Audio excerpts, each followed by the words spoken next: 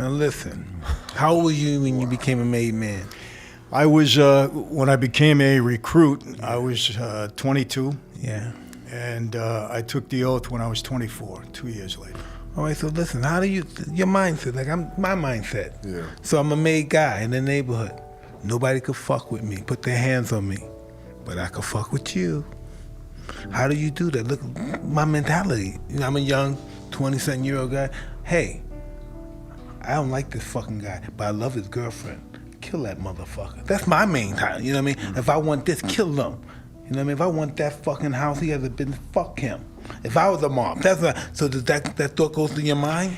You know, Mike, now, honestly, I got involved in a life really to help my father. I mean, that was my whole motivation. I mean, it's a rush because, you know, you got a ringside table wherever you go, people give you a lot of respect, and, you know, you try to carry yourself the right way. You don't want to abuse that. How do you do? You never had that before, and all of a sudden, boom, it's never like this. I give you a little bit at a time.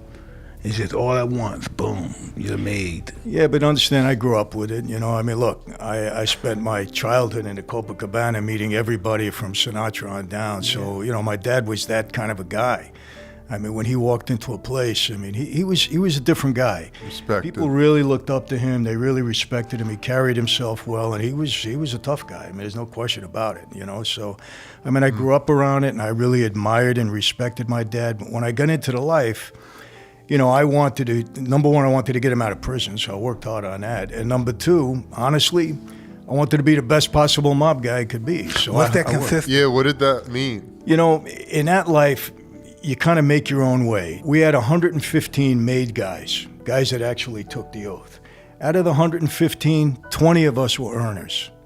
The other guys were just... That means you bring in money. Yeah, we were earning. We were earning really for everybody else. The other guys who got him a union job, who was doing a little bookmaking, you know, trying to scratch out a living.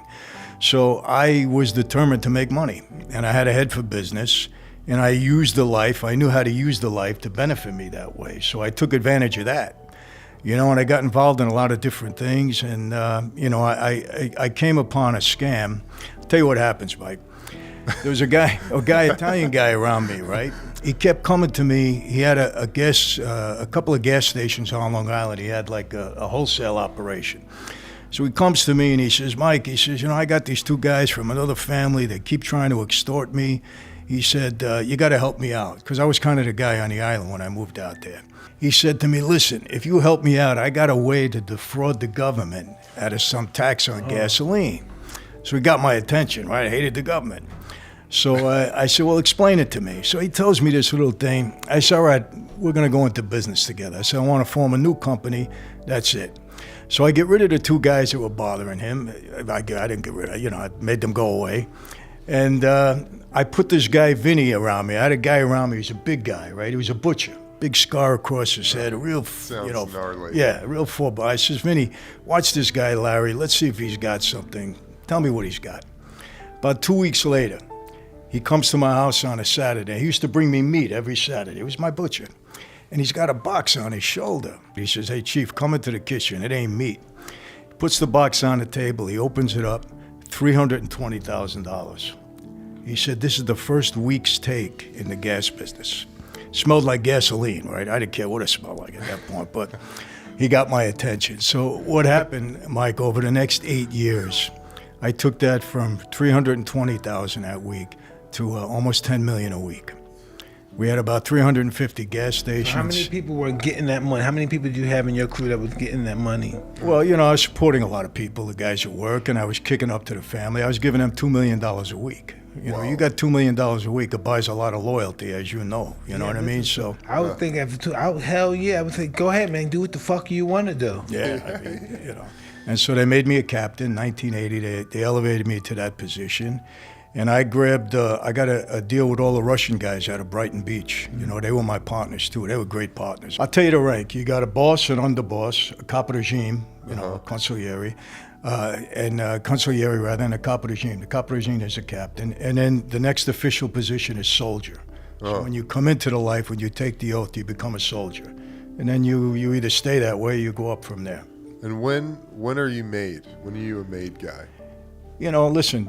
At any point? No. You got to go. You can't be a soldier. I'll tell you what happened. Time, I guess. When my dad sends me Now, Joe Colombo had been shot, if you remember. He was 70s, seriously right? wounded. Yeah, 71. Huh. And Tom DeBello was the new boss. He took over. He's dead now. And I sat with Tom, and he says, Mike, I got a message from your father. He said, you want to become a member of our life. Is that true? I said, yes. He said, here's the deal. From now on, 24 hours a day, 7 days a week, you're on call to serve this family.